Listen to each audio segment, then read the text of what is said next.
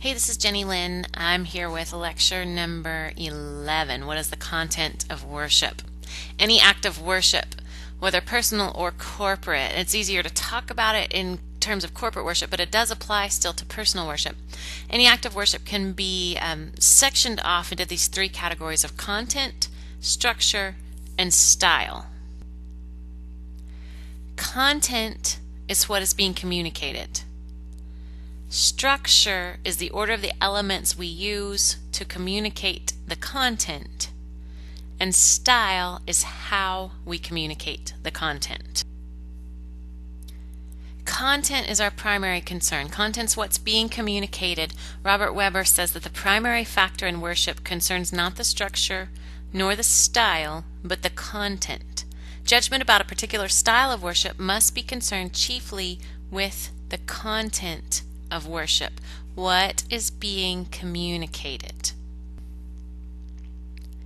Weber says that for worship to be biblical and Christian, the story of God's redemption and salvation must be its content. Otherwise, it ceases to be Christian worship, for it is the content of worship, the gospel, that makes worship uniquely and distinctly Christian. And the first time I heard that quote, it sounded so limiting, and I just couldn't wrap my mind around the fact that it could be right. But I kept thinking it's Robert Webber, and I trust what he's taught.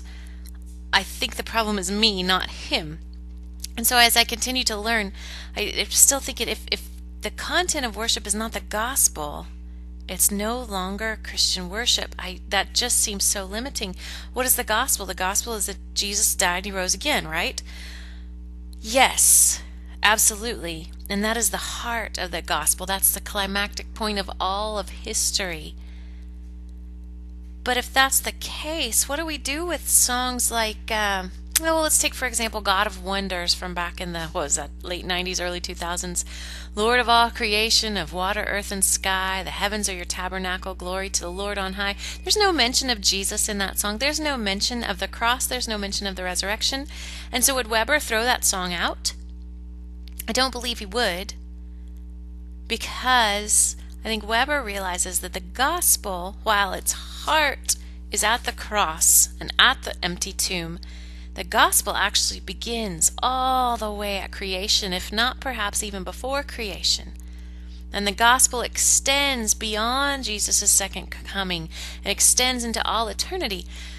It's that story of his redemption and salvation, and so it traces from creation through the fall, through God's unrelenting desire to pursue a relationship with his people as they fall away from him, and he draws them back, and they fall away and he draws them back over and over and over, and all this time waiting for the Messiah who would finally come and be born of a virgin, who would live a sinless life, who would teach and preach and heal, who would be executed, who would be put to death on a cross for our sins, who would be buried, who would be raised on the third day in power, who would appear to his disciples, who would commission them, who would be ascended into heaven.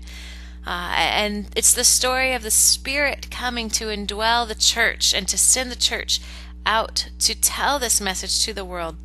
And all the while, we, the church, are waiting for the Messiah to come again in power and in glory, to take us home to be with him forever. When we realize the gospel is so big, then this statement's not so limiting. This statement is exciting, it's convicting, and it reminds us we've got to tell this story over and over and over. That God is God, he's created us, we have fallen, and he has provided redemption and hope. The truth of that story also, it takes a lot of pressure off of worship planners, worship leaders, preachers. Weber says, since worship means to enact the Christ event, there can only be one service. The notion that there should be a new and creative worship service week after week is unnecessary. There is a basic sameness to worship, because the script cannot depart from the historic event of Jesus. What is the story? Well, it's creation and a fall. It's a calling of a people through Abraham. It's the Exodus. It's the exile. It's Jesus the Messiah. It's the forming and sending of the church. It's the new creation and consummation. What is the story? It's creation. It's incarnation. It's recreation. The content of Christian worship is the story of salvation history.